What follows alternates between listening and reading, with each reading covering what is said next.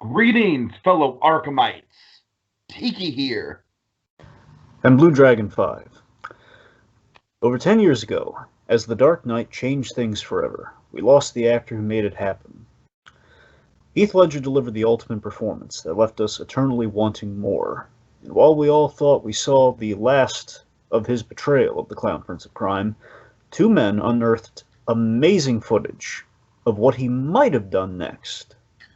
The job falls to us to comb over the files and documented exploits of patient 4479 in this ultimate tribute to the role of a lifetime.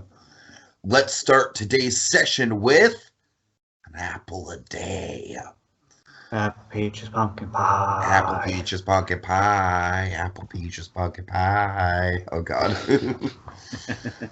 Okay, Dragon, this episode was refreshing. You know why? Why? I feel like this is the first time so far where it's like we've kind of reached a status quo of quality. Where it's like, this episode didn't blow me away, but I'm kind of glad, honestly, because I'm kind of like, okay, like, slow down, show. You're kind of leapfrogging over yourself. I feel like at this point in the series, I'm kind of comfortably saying, like, this isn't my favorite episode, but I really liked it. It felt like setup, Dragon. It felt like setup, and not in a bad way. You know, we got a couple of really interesting moments with Crane. Obviously, we're building up the Harley and Joker dynamic. I just don't think it had as big of a mind-blowing kind of context as something like the Jeremiah Arkham episode or the Hugo Strange episode. But it's still good. It's still good. And honestly, Dragon, like I said, I think it's a little refreshing to say, like, all right, this isn't like, oh my God, it's so much better than the last episode. Because I honestly feel like I was getting a little bit repetitive. That's all I was saying about these episodes. So here we've got a very solid, very good episode that I wasn't blown away by, but that's okay. You know, it's I think it was some solid character work. All right. Okay, let me give you some context, but let me just earmark this just for the folks there. At the end of this, we'll be covering the Easter Charade very briefly. So we'll cover that at the end of our an apple a day. So just going to get that in there. A little brief, kind of little extra viral marketing, kind of foreshadowing kind of stuff that's going to be coming up later in our little story. So. Okay, so an apple a day. So this episode's pretty much kind of the return to status quo with major changes brewing. As we're kind of, you're right though. This is very much the transition for the bigger story to tell. And, you know, it's kind of, it's a return to status quo, but we're also exploring more of the asylum. Like, we're going to the cafeteria, this one, you know, we're going to kind of the mess hall of the asylum. This is of course, the reintroduction of a major Batman rogue, aside from the Joker. And, you know, again, this is very special, an episode released on Heath Ledger's birthday, which is kind of a running tradition that they tried to do. And you have an April Fool's Day video, and then you have, you know, following it a couple of days later, you know, the episode released on Heath Ledger's birthday, you know, the namesake 4479 of it all. Oh, wow. Nice. Yeah. So, yeah, the point of this episode thematically is Arkham's illusion of control, and Joker truly is calling the shots, and that's kind of what's happening between this one. In a very Nolanized way, though. Exactly. That's kind of what if there's an arc that's kind of starting here going forward. We kind of saw it with it's already been building underneath the surface for the other episodes, but really came into vogue with episode 5, where, okay, so we think we've taken something away from the Joker, where in reality, he as we see in this episode, he made it happen. He got Harleen back as his doctor. Yeah, he pretty much had a long con of like, all right, you know what? You think you're going to put me with this Hugo Strange person? I'm going to break this Hugo Strange person, and I'm going to use it in my benefit. And Dragon, that's exactly the sort of long-term planning that we know from Heath Ledger Joker. So I'm liking it. And they broke him in one session, which just amazes me. And again, I love how it just fills you with dread. If he can break Hugo Strange in one session, he's just toying with Harleen, just really needling. Oh God, you know it. Yeah, and honestly, that's kind of like the really. I say this in the best way. It's the most uncomfortable element of the show. It's the element that makes my skin crawl. Dragon, the manipulation at play is palatable. Now, one last thing before we just fire into it, so bear this in mind. So again, if that's been kind of our point, the Arkham's illusion of control and Joker, obviously, kind of calling the shots, and things are coming that we tee up in this episode that are seemingly beyond the Joker's control here, where there are factors at play in Harleen's life that you think maybe he can't control that. And I don't buy for a second that he can't control that somehow. Well, that's what I'm saying. I love that. Just we kind of throw him a curveball here. We're presenting a challenge beyond like Hugo Strange small potatoes. This is something that's gonna. It's not something that's going to be beyond his control necessarily. It's going to be something that's going to be a challenge to see. How is he going to get control over this? It's going to be a little more subtle than just like. I mean, I'm curious as to the how, but the if is clear, Dragon. There's no way he's not going to be able to do it. Well, sure. I mean, again, I think smart money's on that, but yeah. Okay, so let's start. Let's start the breakdown for an apple a day. So, of course, we start. You'll notice a little alteration made to the little kind of little disclaimer at the top, supervised by Dr. Arkham. Who has a brief role in this episode. Mm-hmm. I think the whole apple peaches pumpkin pie is my favorite. I know, right? These little openings so far. Dragon. I know, it always one of my favorites. It's always the one that sticks out to me every time I think like little Joker hum that we start these episodes with, because usually when he writes them down, he says the title or in some way, shape, or form, or he does something, and this is always the one that jumps out at me. Apple peaches pumpkin pie. It's delightful. And again, we have like some fun. Right, I think we have our outro tag for the episode. And we do, and I love just the way we shoot it too. I think we do like an exposure thing, so we make kind of the red look, because it's an apple. Everyone knows red. It looks kind of like a blackish, sort of like double exposed. Kind of makes it extra creepy. It takes like a huge giant bite out of the apple, making it like leaving the core. Creepy. Okay, so here's where we start things off. So we're with the non-violent crowd. We're kind of at the non-violent crowd wing of Arkham, kind of the cafeteria section. I don't know exactly if it works like this is like the most daytime that the show has looked so far.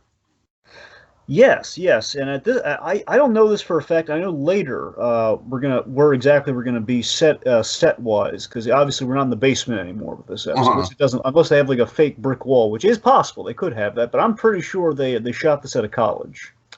That it feels very much like a college. It does. I can confirm we go there later when we shoot other parts of Arkham, but at this juncture, I'm thinking it's just given like it looks like could be a cafeteria in a college. I could buy it. Okay, so the idea is Joker's in the non-violent. He's in with the non-violent crowd. Like I assume the violent crowd is bring the food to the cells probably. So we've taken him on location here, and Dr. Quinzel is reunited with 4479 at lunch.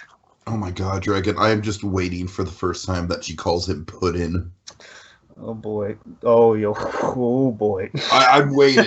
I'm waiting, Dragon. Oh, I think you're gonna like. Oh boy! Okay. All right. Anyway, this is the fun part of this premise, folks. Remember, I have not seen any of this, and he has. So. Oh yeah. All right. So the first line of the episode, of course, from Harleen. It's been an episode without her. So I take it you missed me. Is it that obvious? Let's talk about, again, every episode so far. We've changed up. We've added something to the wardrobe or given like a prop to play with. We got plenty of food props in this case, but we have we have an outfit this time. Tiki, would you like to talk about it? It says WWJD horizontally in black letters, and then vertically downwards we have Joker. So it's what would Joker do? Yeah, so the idea here is you notice under his orange uniform, there's like a white shirt that they probably give all the patients, and the idea is like there's like a Goodwill or something. He probably got like a religious, like visit for dark, and he probably got a T-shirt that said "What would Jesus do?" and he Jokerized it. It's really funny. And again, it adds like yet another costume and kind of the Dragon. This show would be a great show for like a toy manufacturer to make a line of action figures out of, right? So many wonderful variants. Yeah, that's what I'm saying. Much more than just the nurse's outfit and like the with jacket and without jacket. We have like 3 versions in the dark. Technically, we have four iterations in the Dark Knight, because you have them like in the bank robber outfit too. That's about it. We go all over the place here. All right.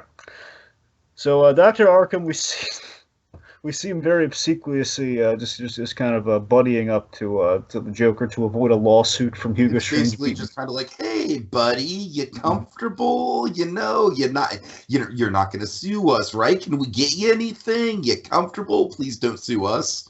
This is like the skeezy business nature of Arkham at play here. Where again, I think he is well-meaning because he's running his family's hospital, but by the same token, again, the business side of things, he's like most people, he's terrified of a lawsuit, especially with it being caught on tape and everything. There's no ways around this. It's like Hugo Strange beat the crap out of a patient. So I thought a change in scenery, would be warranted, and he basically communicates that Arkham has nothing but your safety in mind. So he needs Joker to. I love this. He's patting Joker. He's just like really getting on it. You just see like the utter disdain the Joker has for Jeremiah Arkham already. Oh yeah, just, this suck up attitude is not doing Jeremiah Arkham any favors in the long run, Dragon. Yeah, Joker's gonna remember this. Joker will remember this. No, seriously, there's actually a big plot point in this scene. He's going to remember this. Okay. So he signs this document pretty much, making sure, he's not going to sue Arkham or Hugo Strange. And you'll notice the fancy, pointy pen of all the things you're going to give the Joker. A fancy metal pointy pen.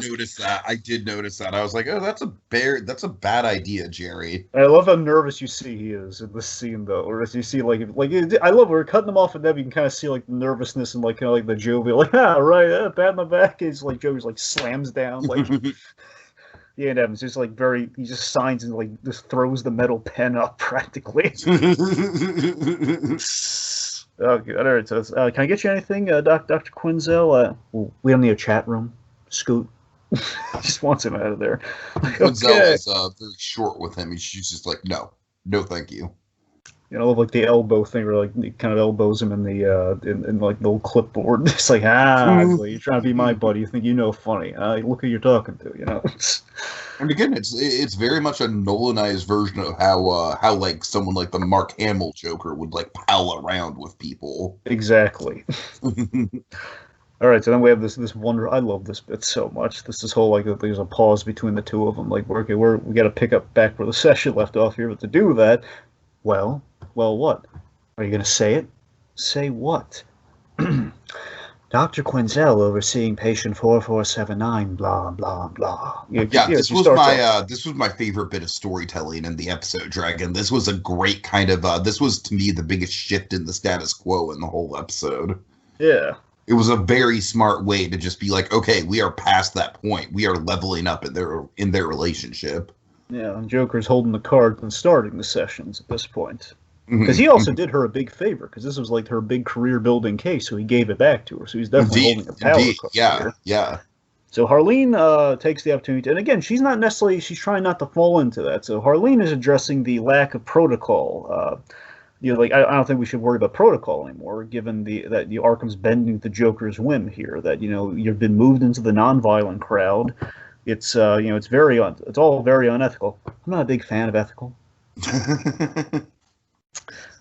She's trying to call him out, but he's just like everything's just kind of like rolling off his back, and like I said, Dragon, in classic kind of manipulative, abusive relationship kind of ways, he's sort of throwing a lot of stuff that she's saying back at her, but subtly in a way where it's like he's trying to educate her. And again, she thinks she's trying to tell him you're being conned right now. And of course, he absolutely knows he's being conned, as per the attitude in the scene. That's his plan. That's his plan, is to make them think that they're conning him. Yeah, they're trying to get on your good side. That's ridiculous. I don't have a good side. Obviously, really dialogue always on point. But seriously, I want to give major credit though. Later in the scene, it's going to be really present when we have our guest star. The facial reactions on the Joker, they've always been on point. Well, Dragon, I feel like we hit it on the head with, the Norman Bates and Bates Motel thing, where, every time there's a male that's in any way threatening Harley Quinn, either romantically or, or even just like he gets either very defensive or very jealous. And you can just, the seethingness, it's delicious. Yeah, every time I rewatch it now, I'm keyed on his eyes. Like the moment another man is mentioned, you see the eyes perk up and you can kind of see the gears turning and just like the jealousy kind of like inserting itself. The funny thing is though, we'll get to it, but when the subject of Guy comes up, and like I said, Dragon, this is why I'm not threatened at all by Guy, because he's almost amused by it. He's almost like, Oh God, I could take care of that guy, no problem. All right, okay, we'll circle back to guy. We're gonna get there. All right, so let's see. So so they're lowering security and everything. It's all about it's all about image. And I even heard you've been asked to give interviews. They did some viral marketing for themselves here too. Like there were some in-character interviews with the Joker doing comments. There's it was on the website. Unfortunately, now the website is no longer available. I wish I could show it to you, but I can't. That's a shame, man. There's a lot of lost media like that in regards to like ORGs. Yeah, I know, it's crazy how that's happened. I mean, especially now we've lost the original Space Jam website. It's all gone.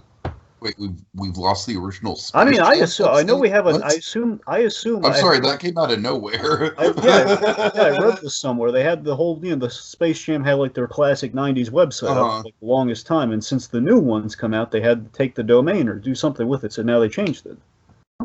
That's what I heard. I haven't checked it, but I'm pretty sure that's what happened. I don't even have a lot of nostalgia for the Space Jam website, but I could see how, for people that do, that'd be cool. That it'd be like a route.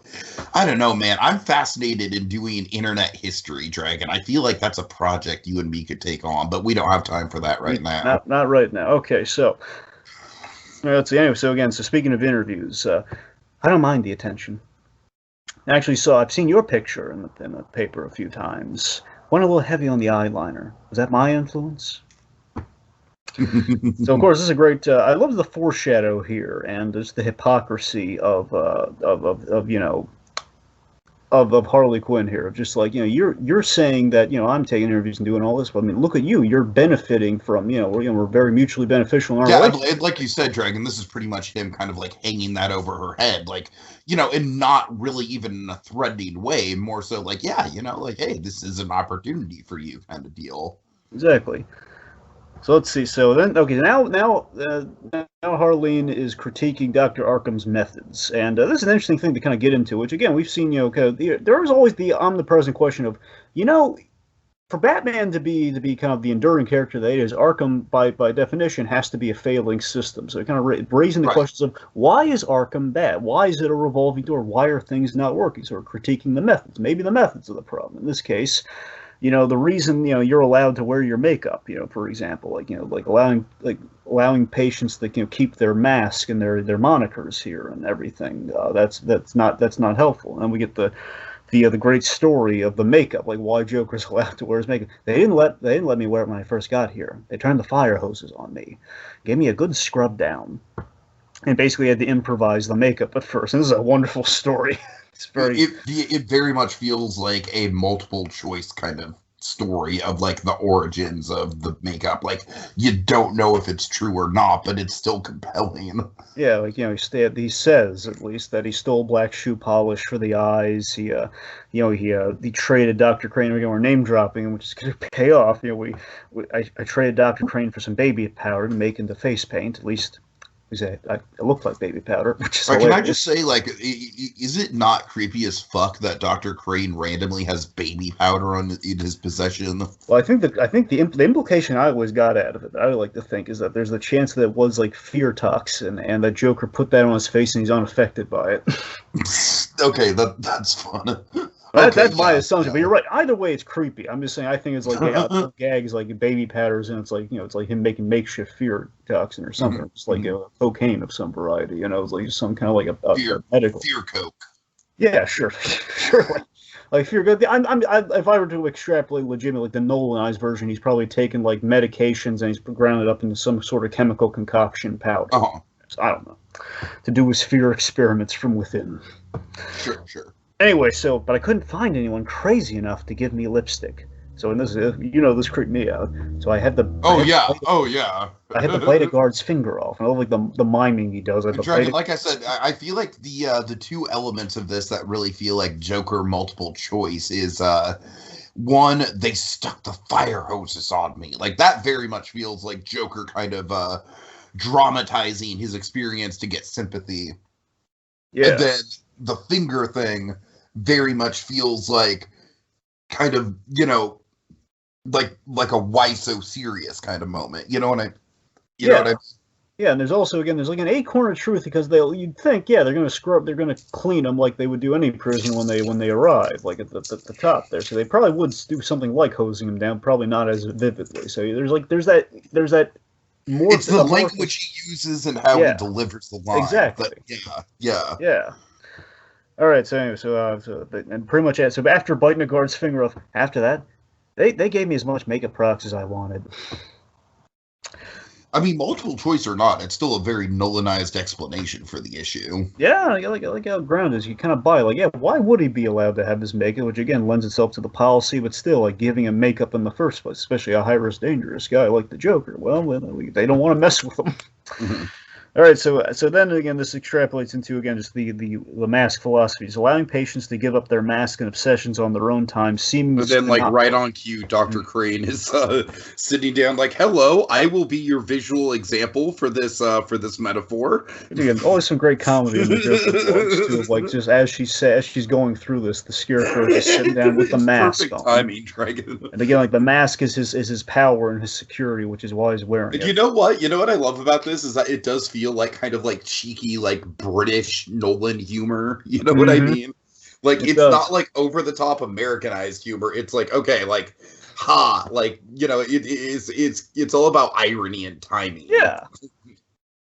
Okay, so again, you'll notice the number on Scarecrow's uniform is 5/25/76. That's Cillian Murphy's birthday. Oh my God, that's great. That's great. Yep. Okay, I respect that. All right. So anyway, so Harleen, as Cillian Murphy, by the way, Dragon, I am currently making plans to go as Cillian Murphy from A Quiet Place Part 2 for Halloween. Nice. Yeah, that is my Halloween costume plan. So the gag here is the Scarecrow sitting down during this, and she's going, I mean, I get the principle, but come time, it's going to interfere with basic functions, and the basic functions in question here. So again, Scarecrow's sitting down with his lunch, and he has a sandwich, and he basically can't eat the sandwich through the mask. God. Which then brings the point of, okay, we've had our laugh, and now we got to acknowledge him. He's sitting right next to the Joker, side by side. This is like one of those bits. This is probably the best face of the episode, right? Like, yeah, Joker's just like, dude, we're having a session, motherfucker. God. It's like he doesn't say that obviously, but you could just read it in his face. You know, he is so pissed, Dragon. He is boiling. And it's just like this great acknowledgement. It's kind of the fourth wall, and the whole kind of charm of the series is that, again, we're going to be able to see things we will unfortunately, sadly, never be able to see. Where you can see Cillian Murphy interact with the Heath Ledger Joker, which you want to see. So and then of course there's the weird history of Cillian Murphy at one point being a doctor within Arkham, which is heady in its own right. I know, which is great. So there's a lot of great layers here. It makes a lot of sense. And of course we already hinted at it. Again, we know people that are in Arkham, like Carmine Falcone. Mm-hmm. You know, he's in Arkham. He's still like a Scarecrow. And I love that we've kind of think of it. We've been teasing up Scarecrow ever since episode 2 with that. We have. Okay, so we have like this great addressment. Crane, clown. So then he unmasks, so we can eat a sandwich here, and we reveal the actor, Tori. I always want to say Havelson, but it's Tori Haverson. Mm-hmm. I'm saying that wrong. Anyway, so this guy, for years, people have been saying he's a Cillian Murphy dead ringer. And in case you're curious, Tiki, he does very much regret not shaving. It was an arrogance. He just wanted to keep the facial hair, but of course, when he saw it and saw how well it went over, it's like, oh man, I feel so stupid. Why didn't I shave it? Yeah. Because he does look exactly. But time has passed. Scarecrow's probably grown a little facial hair. Who knows? Right. Honestly, Dragon, I think the facial hair makes him look a little younger, just because it's kind of like it's kind of like a soul patch kind of style. Yeah. That, but still, though, I mean, taking that off the table, he is absolutely a dead ringer for Cillian Murphy. He is, and I also think he's got a great voice for it as well. I'm saying it's just in every way, shape, or form. I just think it's kind of so heady. Like we have the perfect, Heath Ledger Joker with Scott McClure. Now we have this dead ringer for Cillian Murphy. It's so chilling. Right. It's so awesome. Okay, so then Joker's like directing shade at the Scarecrow here. I didn't think the rules applied to Dr. Arkham's favor, and the idea, because he was a former doctor, Dr. Jeremiah Arkham is showing a lot of favoritism towards Jonathan Crane. Like, oh, this poor soul from our staff, we have to help him get back on track. He's like showing a lot of pity towards the Scarecrow. Mm-hmm. not like he was very corrupt and working for the mob or anything. Yeah, exactly. You know. God. So I think probably just to stir the pot, Crane mentions, like, oh, well, I would have been a much better choice than the guy she's with right now.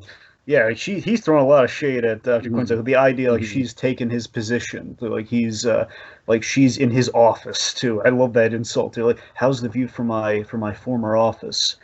Oh, I'm not in it enough doing the job you neglected to do. So catty. It's like, this is the, this doesn't look like a session. Feels more like a date. Is the company buying? Oh, right, because every time you asked me out, you planned on splitting the bill. And this is what I'm talking about the reactions. You see it on McClure's face. He's like, oh, dated. He's keying in. I'm like, oh, my God, did you two date? Like, oh, I was never that desperate. Then we get the med student thing, which, again, that's another big reaction moment from the Joker. Like, we've upset the Joker's ego, which then leads them getting a little aggressive here with the whole, hey, why don't you find your own table, Mr. Potato Head? This is my session time. Careful with this one, Dr. Quinzel. He's not faking. Funny thing is, neither is she. Yeah. All right. So after that, let's see. Call him freak and everything, which kind of bears them on another Joker series that we talk about, right?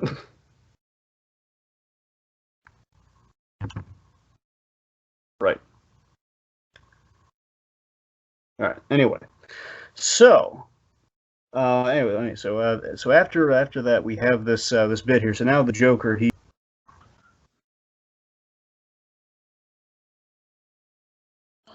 So Joker, like we said, he's just sitting there and he's seething, and then what happens, do you reckon? Well, we've upset the Joker's ego, so he gets a little aggressive. He has the great line, why don't you find your own table, Mr. Potato Head? Mr. Potato Head. This is my session time? And then the Crane's like, be careful. He thinks he's like the old Arkham doctor. You're like, be careful with this one, Dr. Quinzel. He's not faking. Funny thing is, neither is she. So basically, Dragon, what I take this whole scene as is it's kind of like the Joker is proving to be like the nice guy in the friend zone who's sticking up for his bestie a little bit, right? It's like a twisted version of that, It's like he knows there's no romantic possibilities right now, but he's still like, all right, you know what? Like I'm gonna stick up for my girl, man. Yeah, it's that. He's a little insulted, but he knows like Crane's trying to kind of insult the both of them here, and Joker's right. Like, it's also play more of his ego, but Harleen as the secondary thing. But yeah, exactly. Yeah. Of course, like calling him freak, which is very ironic and reminiscent of another Joker thing that we talk about often. No, I'm not. Freak. All right, so let's talk about the menu, by the way, real quick. So this with the sandwich and everything, I forgot to mention this. So you'll notice he's eating like these little, what are these, like Jello wedges? You ever see these things before? Oh, I don't know. Yeah, no, I haven't seen them, honestly. So he's got like these Jello wedges, like there's some mashed potatoes. It's probably something Jello related because Jello is a very common hospital food. Yeah. No, I actually buy it. I've never seen Jello like little like chunklets of Jello. I mean, honestly, what it could be is they like since we see that in the rules they don't allow utensils. I could see the hospital staff like taking the Jello out of the cups and then cutting them up.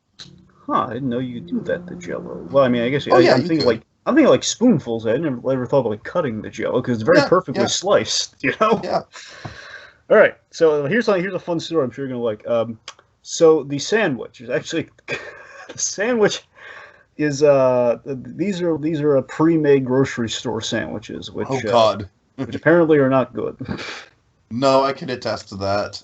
Yeah, they never seem like a good idea, but they actually attested they do not taste well. There's actually one take where the Scarecrow was trying to eat the sandwich. He actually managed to take a bite of it through the eye. Oh God! It worked. They had a lot of takes of kind of. There was actually a deleted sandwich arc in this episode. It was there, you'll notice if you look with a razor eye focus, when they do like little fritzing out of the camera here and there, like there's like an edit built in usually when they do that. And when you'll notice Joker does not have a sandwich because again the Scarecrow took the sandwich with him. When things the conversation goes on between him and Harleen, he suddenly has a sandwich. So the idea is that he was going to trick the Scarecrow out of his sandwich. He was going to steal it from him during the scene, but they abandoned that. So he just randomly has the Scarecrow sandwich. It's kind of a magic sandwich, if you will. Oh God. Anyway, so sandwich stuff aside. Anyway, so so this is been a big bombshell. So Harleen does have someone special. This med student named Guy. Now, Dragon, like I said, I think there's a subtlety in the performance here where Joker almost takes this more as an opportunity than a threat. Yeah. Initially wants to kind of take the guy down a peg with Guy. That's maybe he wants to do like the old Lyle pull of that's a girl's name, but he just realized, oh wait a minute, it's definitely a guy's name. Right. A really funny callback. And more so, he finds out not just the boyfriend, Guy, is her fiance. But I feel like he's kind of doing the classic villain tactic of okay, now he wants to get to know this person and ultimately use it as leverage against him. It's very Silence of the Lamb. Oh yeah. Where, the whole tension of that film is you don't want Hannibal Lecter. It's all the similar screen time effect, so forgive me. You don't want Hannibal Lecter getting inside your head, and the moment Clarice gives him a personal detail, that's all he needs, and then forever in her head that he'll be. So in a similar sense, that's what he needs to really do a number on Harleen Quinzel. He now is armed with a big piece of personal information. You remember that Easter egg I told you, little clue at the end of Dream Come True at the very end? Where we saw the brief glimpse of Harleen? Yes. The clue was that she had a wedding ring on. She had an engagement ring on. Right. So that was the clue of oh god, she is engaged, which we're now talking about. It's now introduced into our story with this guy thing. So, let's see. So Joker, he's making a mess with the potatoes and the bread or whatever. Maybe the and then we have a huge moment here. It's a huge moment, Tiki. Yeah. She offers him a fork.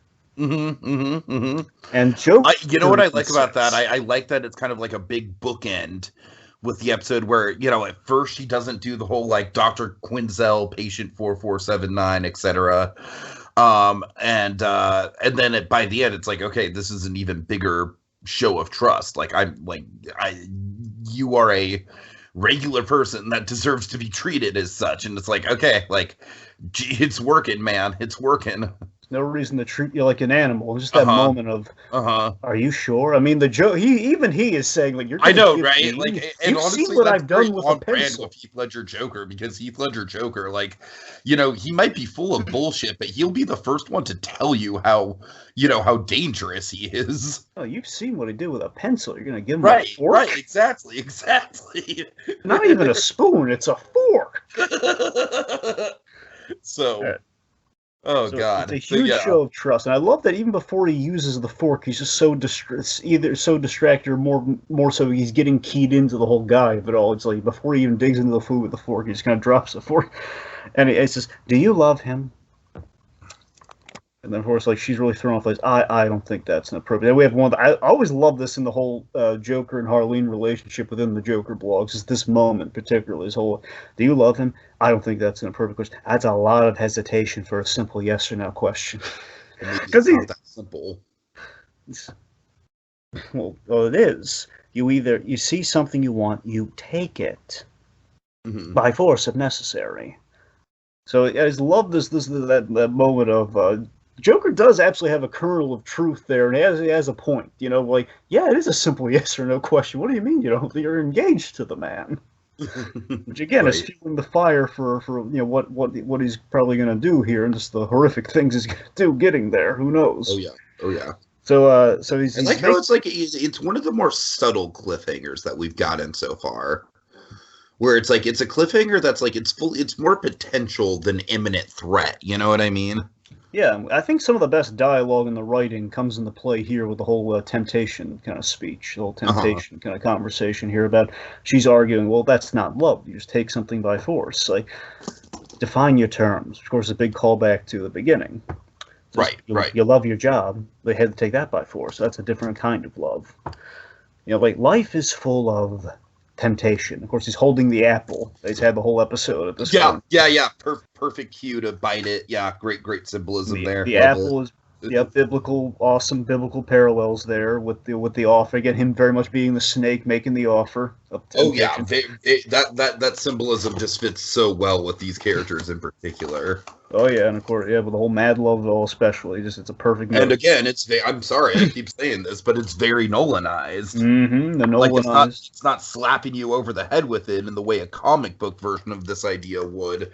It's more so just like there happens to be an apple in the scene, but it's like, look, symbolism. Tempting as that is, I'm gonna pass. So. So then this is a really interesting thing. It's going to definitely thematically coat kind of our story here. She says, I like getting away from here. I like going to a place of normalcy. Okay, now you see, I feel like this throws off the Joker way more than the guy thing does, I think. Really? Honestly, just because for me, it's like the Joker is obviously kind of like trying to pull her into this life of his. He's trying to get her to see the madness, if you will. So for me, I read it as like that would be frustrating to him that she's still kind of like hanging on to like this idea of a normal life and getting out of Arkham and having a life outside of Arkham. And I don't know, man, like that to me is like more palatable than like just some random guy that the Joker could easily take care of. Yeah. My read on it definitely is that there's a thing in common that they have here, which maybe that strikes him, perhaps, is that just this whole thing of like, feeling like home, and that again, like she wants to go to a place of normalcy, and he wants to go the other end of it. But again, they're Venn diagramming over the whole like you want to go to a place that feels like home, which then brings like, well, you know what they say, there's no place like home, and then he very intentionally drops the apple, and again the acting like, ooh, accidentally dropped the apple, which then.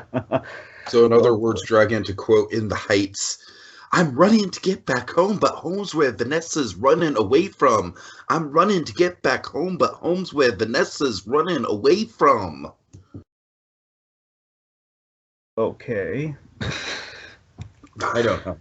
What you were saying reminds me of that line. My point is the home line definitely teasing some endgame for the Joker, let's say. Sure.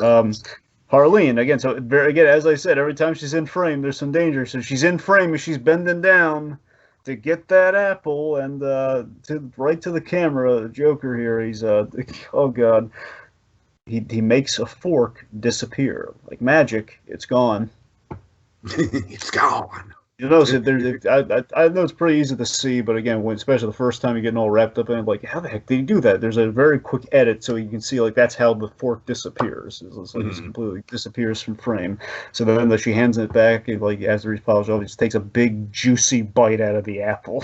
Good ending there. Good ending. Or it's very much, the apple of the day. And I love there's a little bit of a thematic tease to between this episode and next episode. Now, we have it with the saying, an apple a day, and let's just say next episode might be the other end of that saying.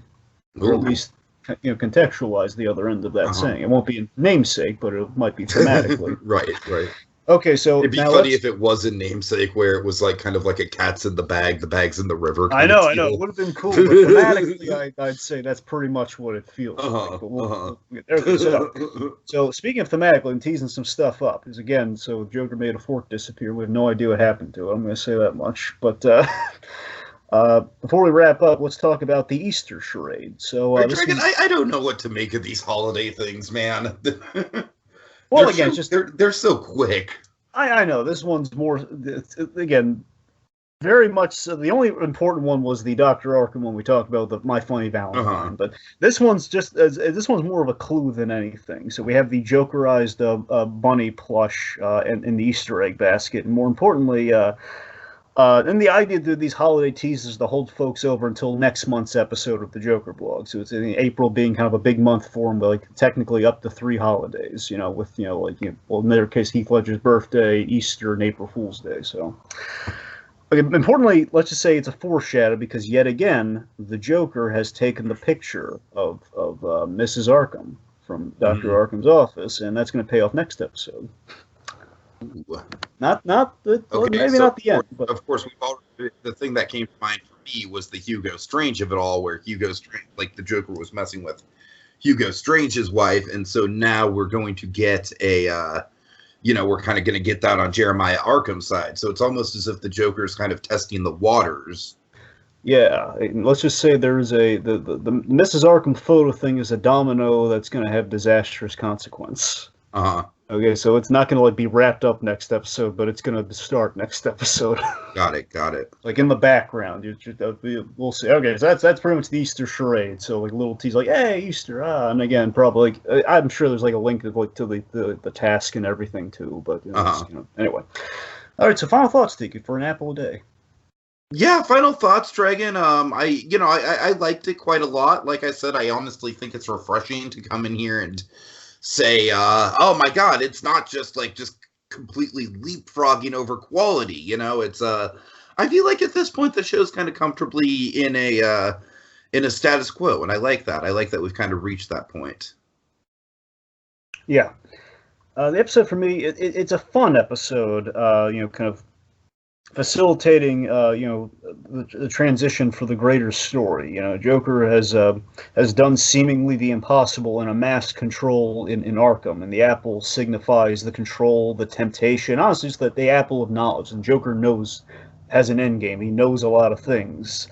You're like, how does he know these things? And he's in this episode, in terms of knowledge and kind of what he's learning this episode, that's kind of what the episode is. It's about the knowledge that he's gaining about Harleen Quinzel and about Arkham itself, about the asylum and kind of the situations and the flaws in its system, which are also going to serve him well as it goes forward, and more importantly, Harleen's personal life. The Scarecrow casting is fun. It legitimizes the Nolanverse further. It's the interaction we can never see kind of demonstrated before, so a lot of fun there. It's a fun episode that's kind of a pit stop along the way of our greater story, which is going to definitely be heating up in the next couple episodes. So yeah, good stuff.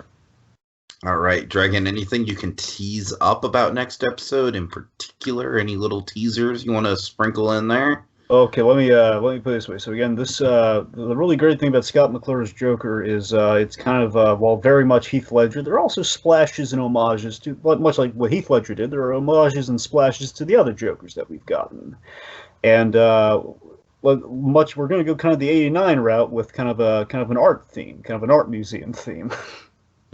Okay, interesting. Yeah. All right, well, folks, our time's up, and it's time to reseal the further evidence. Until the next session, when we attempt to answer the question, is there a method to the madness? With the Joker Blogs case study. Apple peaches pumpkin pie. Apple peaches pumpkin pie.